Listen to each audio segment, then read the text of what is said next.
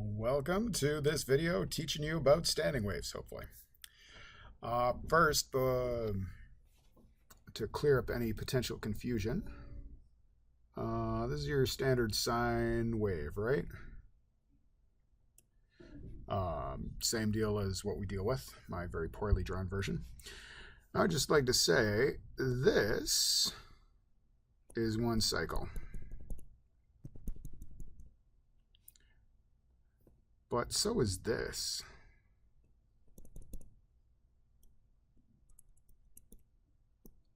So this would be a wavelength. This would be a wavelength. And I don't know. I'll pick some sort of stupid point. From there to there. This would also be a wavelength. So wavelength is from some point on the sine wave till you hit that point again. Like, if I just repeated this shape over and over again, I'd get my sine wave. If I just repeated this shape over and over, I'd get my sine wave. If I just repeated this shape over and over, I'd get my sine wave. So you can grab like any point and then go until you hit that point again, and that's a sine wave. Or sorry, that's a cycle of your wave, and the length of it is your wavelength. So when we talk about guitar strings and open tubes, guitar strings are going to look like this when we draw it out because its boundaries are nodes. Open tubes are going to look like this because their boundaries are antinodes. So,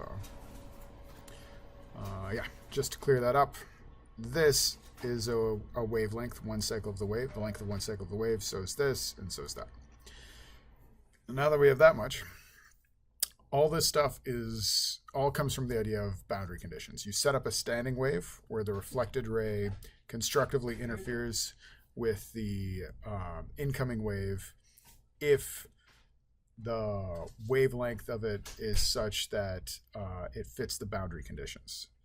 So for example, with a guitar string, it's tied on both ends. So these have to be nodes. These have to be points where there is no movement. Now, the smallest portion of a wave that goes from node to node is just like one bump, just from there to there kind of deal, or from the reverse of it. So this is what's called the first harmonic.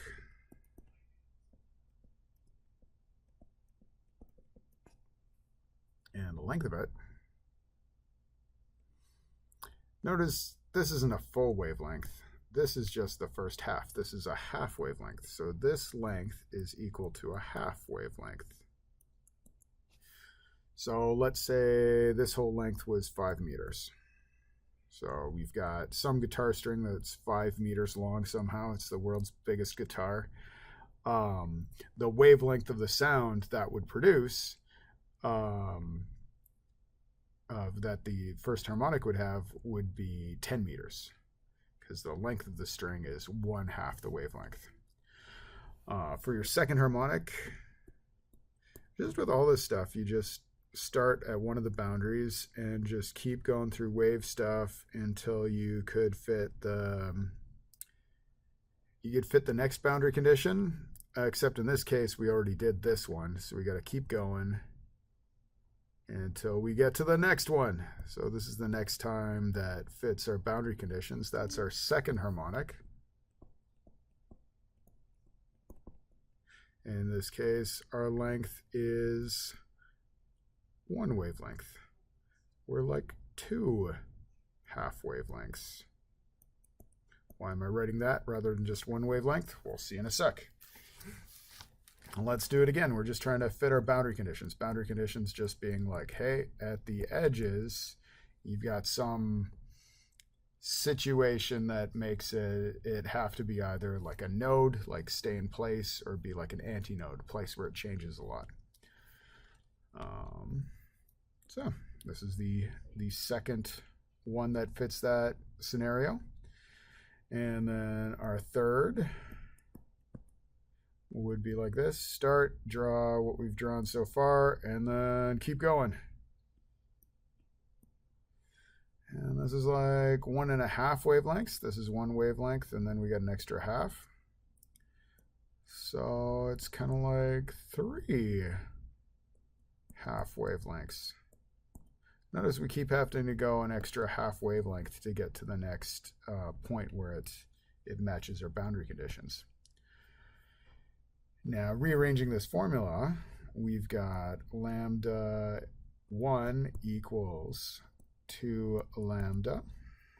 We got lambda 2, like the wavelength of the second harmonic, is just the length of it, or I'm going to say 2 lambda 2 over 2.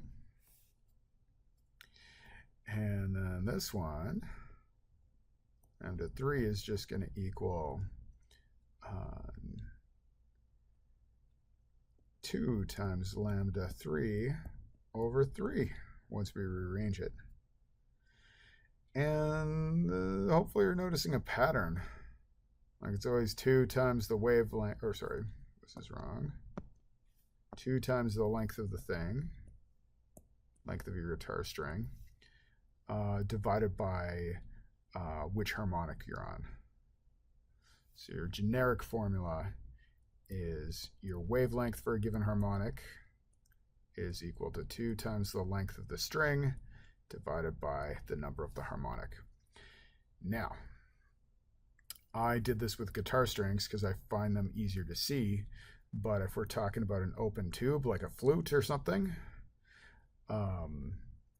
it works exactly the same, except you got your boundary conditions. Anytime you got an opening in a tube, that's an antinode. It can very easily change its pressure there. It can bring in more air or push more air out at the opening. So those have to be antinodes. They have to be bumps, places where the pressure changes a lot.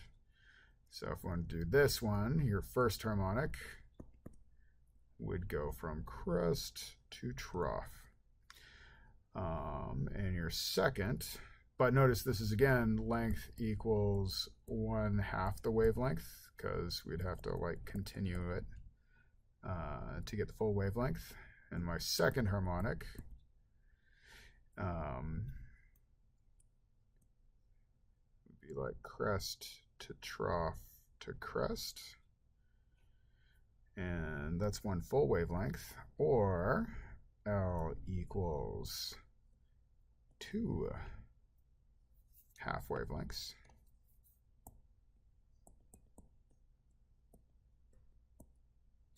And so on and so forth. It ends up being exactly the same. So mathematically identical.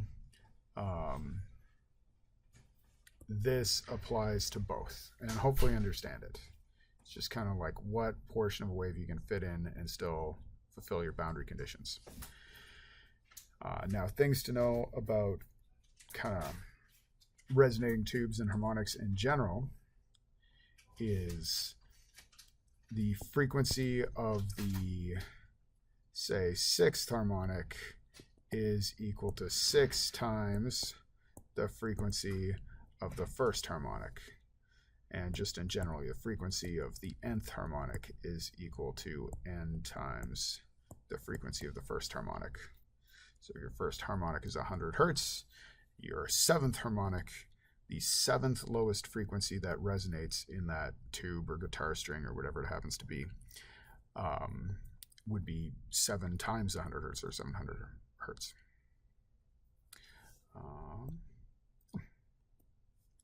So we got that. Oh, and if you think about it, your velocity of the wave, whether it be a vibration in a guitar string or sound in the tube, that velocity is determined by the medium, not the frequency or anything. So that velocity is set. It'll be about 340 meters per second for air. And velocity is equal to lambda times frequency. So if this is set, if this stays the same, and say we wanted to find the 3rd harmonic, for the 3rd harmonic, this frequency would be 3 times as big as it was for the 1st harmonic. In that case, to multiply to the same number, the wavelength would have to be divided by 3, which kind of makes sense. Like if you look at this guy, this wavelength is a third of that. So it's pretty easy to figure out, like the 7th harmonic is 7 times the frequency of the 1st harmonic. It's also very easy to find like the wavelength of the 7th harmonic. If you know the wavelength of the 1st harmonic, you just divide it by 7. So those are some good tricks, and knowing those, let's do a few of these. Now, you're not going to get tested on this, but there might be a couple questions in here worth doing anyway, because they just use this as one of the steps. For this one, by the way, fundamental frequency is just another word for the 1st harmonic. So it's got the fundamental frequency of 65 hertz. For the fundamental frequency, the length is 1/2 of a full wavelength. So if this is 1.2, the full wavelength would be double that and would be 2.4. So our velocity is just wavelength times frequency. So just 1.2 times 65. That would be, let's plus 13, that would be 78, I believe.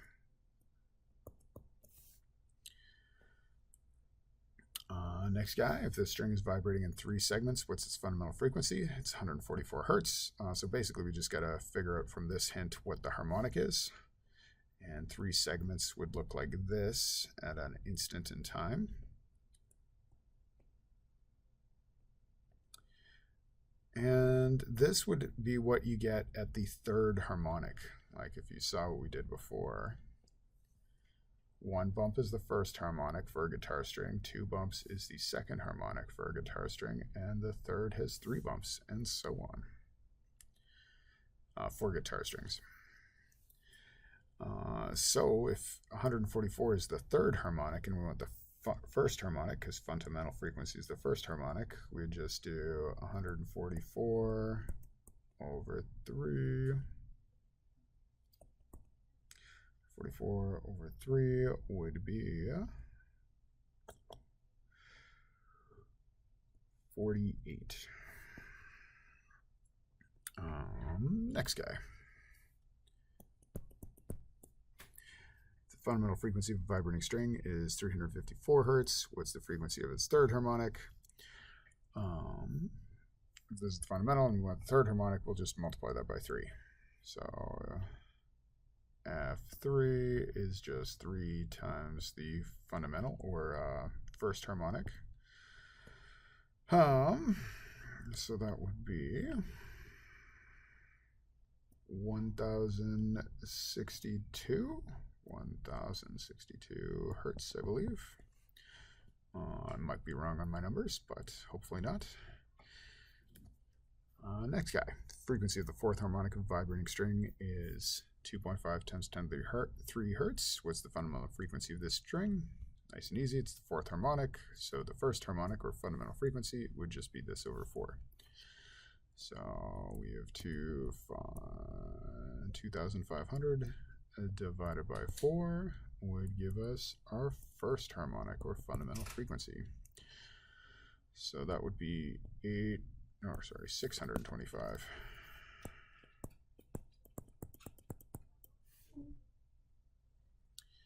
Frequency of the 3rd harmonic of a vibrating string is 1.2 times 10 to the 3, or 1,200. We want to find the frequency of the 2nd harmonic. So I'm going to do this in 2 steps, just because it's easier to follow. If I know the 3rd harmonic is 1,200, then the 1st harmonic is just that over 3, so that would be 400. If the 1st harmonic is 400 hertz, the 2nd harmonic would just be 2 times that, or 800 hertz. If you're particularly crafty, you might have been able to figure out you could just do 2/3 of this, but it works pretty good in 2 steps as well. Now we got a string going in 4 segments, so that must mean it is the 4th harmonic. So when 3 segments, so 3rd harmonic is equal to 3, 3, 5. So 3, 3, 5 over 3 is got to equal our 1st harmonic. So that would be a 1, 1.6 repeater. And so our 4th harmonic would just be that times 4. 1.6 repeater times 4. So that would be 4, 4, 2/3 times 4 is 8/3. 446.6, I believe. Hertz. Next guy. Fundamental frequency of a 2.7 centimeter or 27 centimeter string is 637 hertz. What's the fundamental frequency of this string if its length is 22 centimeters long? This trick is, it's got to be the same string. It's got to be the same density at the same tension. If so, it'll have the same velocity. Otherwise, this question is useless. It's not a greatly worded question. I would have stated that it has the same tension and is the same type of string. But whatever. To solve this, we have to assume that the velocity in the first string is equal to the velocity in the second string. So the wavelength in the first string times its frequency has to equal the wavelength in the second string times its frequency.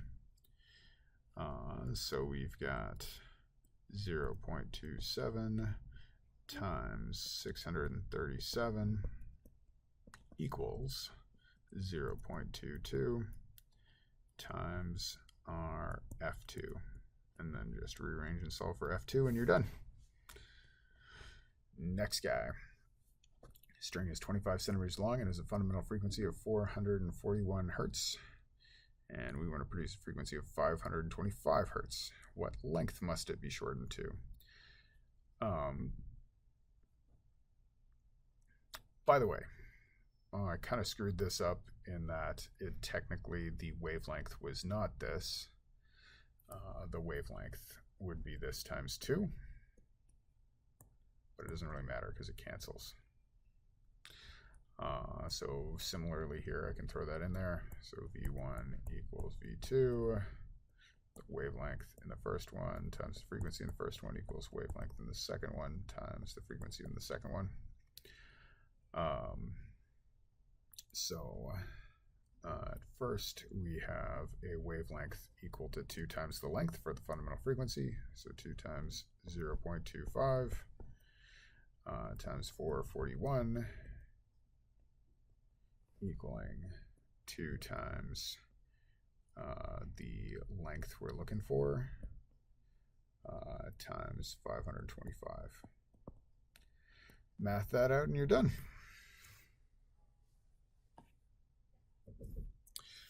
This just uses that formula, which is not overly exciting. If you wanted to do it, here's your formula. And here's your tension in newtons. We want kilograms per meter because that's how we roll in physics. So it would be 0.0019 all over 0.8.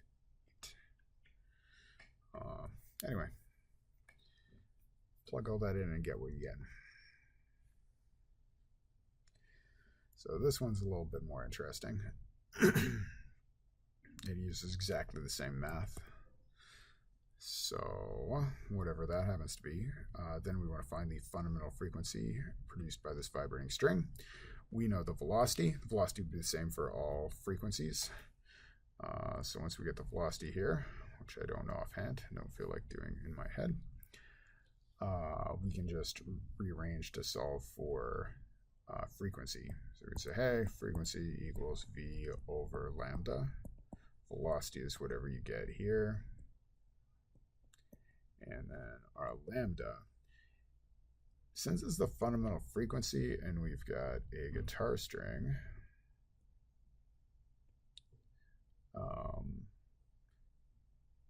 notice our length of our string is half our total wavelength. So if we want to find our wavelength and we've got our length of the string, we've got to double it.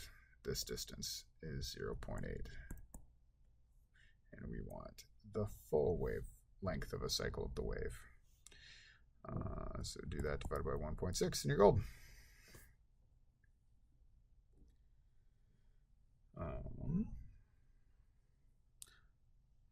This one's very similar. Not very interesting. Plug your velocity formula in, find your velocity formula. Don't forget to convert to kilograms. And then at that point, you've got the length of the chord. We're looking for a fundamental frequency. So this is just like the other one. This one is half the wavelength. So you just use the wavelength as 10. And then solve for your velocity using that formula.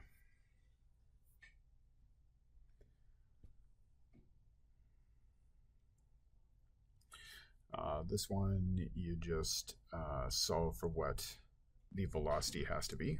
So it'd be like velocity is wavelength times frequency, which is equal to 2 times 2.6 because it's the fundamental frequency. And remember, the wavelength is 2 times the length of the string if we're talking the fundamental frequency. So this is lambda, and then our frequency is 1.33, or sorry, 133. Then at this point, we can just solve for velocity and then make it equal to the square root of tension over 0.9098 grams divided by its length, 2.6. So yeah, and solve for t. Solve for this, and then plug it in there. And solve for t. This one's very similar. Use this frequency to solve for the mass of the string. And then once you have that, you can use it to solve for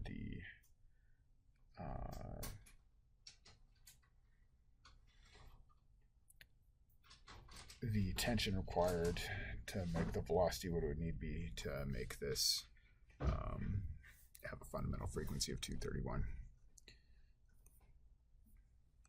I'm going to skip to closed-ended tubes.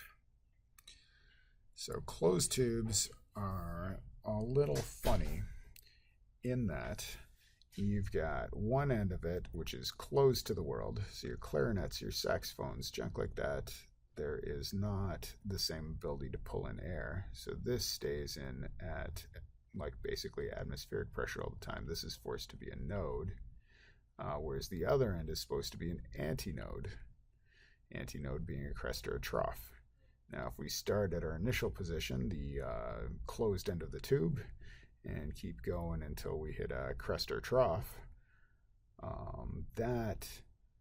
the first one we find, that is what it looks like for the fundamental frequency. It is the biggest wavelength that fits the boundary conditions. This, in fact, is a quarter of a wavelength. From the node to a crest is a quarter wavelength, so the length of our tube is equal to a quarter lambda.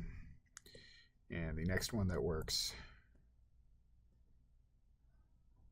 is like that.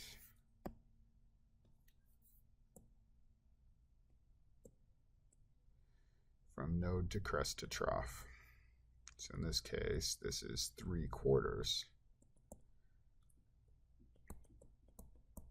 of the length of the tube. Oh, sorry. 3/4 of wavelength.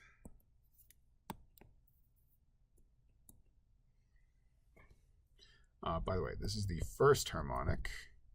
This actually ends up being the third, which is kind of weird. I'm doing the third. But the trick with closed-ended tubes is they do not have even harmonics. So if you take the fundamental frequency and double it, that frequency does not resonate, does not fit the boundary conditions. But if you triple it, that works. Or if you multiply it by 5, that works. Or multiply it by 7, that works. So one of the big tricks with closed tubes is they have no even harmonics. So it just skips from first to third to fifth. But aside from that, all our previous tricks work. So the frequency of the nth harmonic is just n times the frequency of the fundamental frequency, or the first harmonic.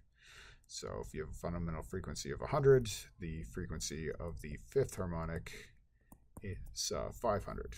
So nice and easy there. Now if we look at this, this would be one full cycle. This is the wavelength. But we got an extra little bit, an extra little quarter. So in this case, our length is equal to 5 over 4. And would you believe 7th, the length is equal to 7 over 4. It's almost as if the wavelength for the nth harmonic is equal to 4 times the length divided by which harmonic it is. So aside from that, it works just like the other guy. Let's try a few.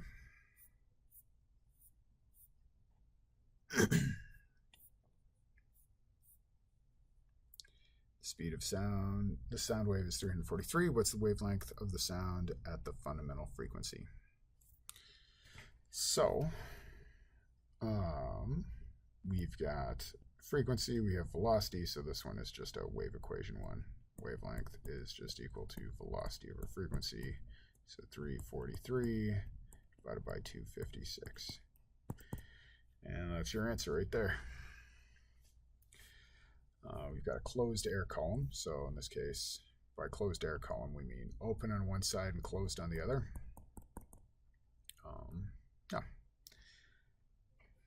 The air column is 18.9 centimeters long. What's the speed of the sound wave if it's resonating at 440 hertz? So for the fundamental frequency, keep in mind it's doing kind of this to fit the boundary conditions for the fundamental frequency.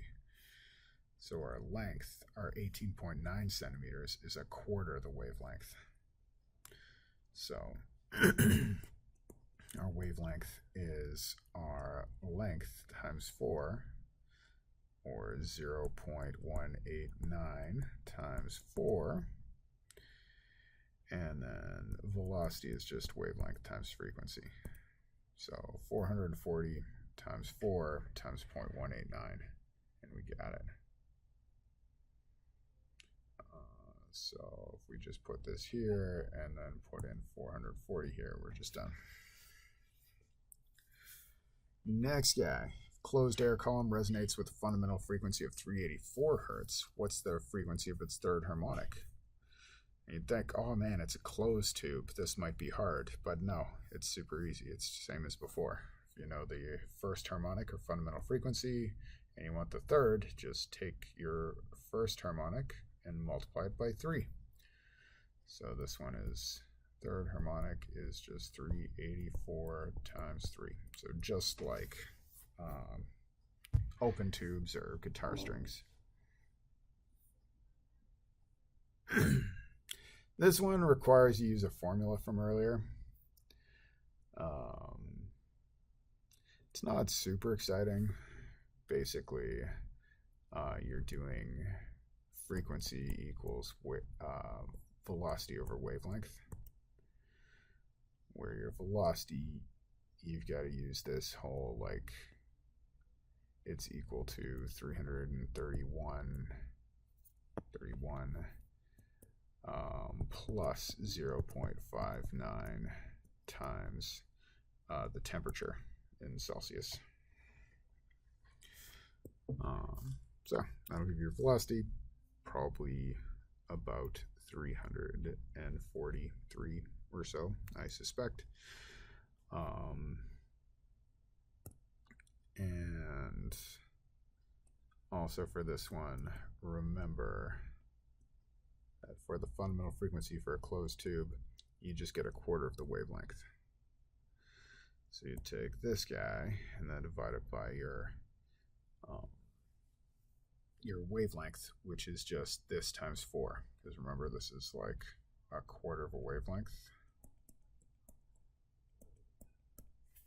So if we want wavelength, we just multiply our length of our tube by 4. So that would be 4 times 0.22. Keep it in metric.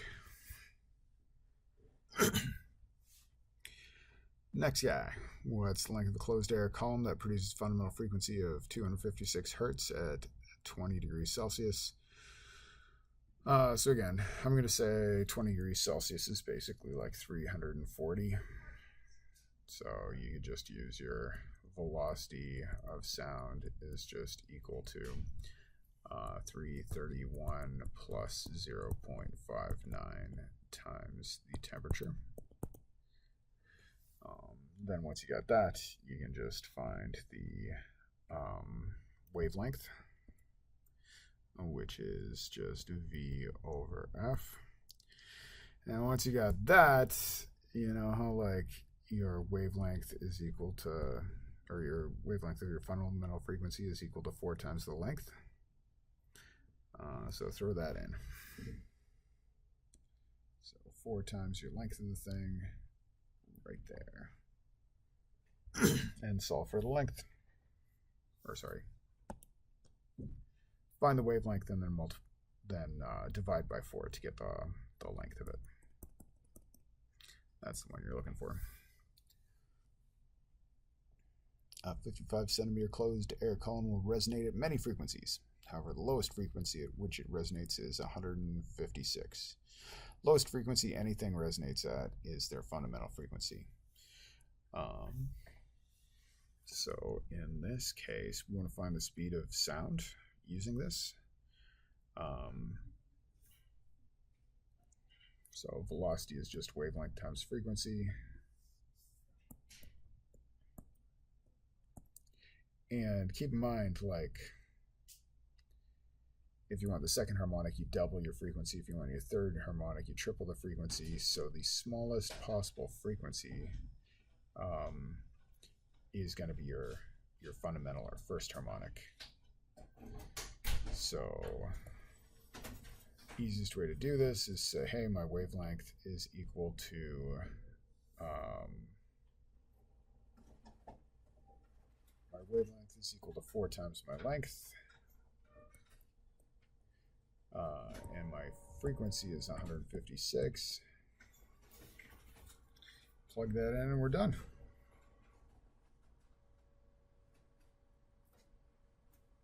Do one last one. Assuming the speed of sound is 341, what's the shortest closed air column that will resonate to a sound source with the frequency of 440 hertz? So shortest closed air column that'll resonate is when you're saying, hey, your length is equal to the wavelength over 4, so the fundamental frequency.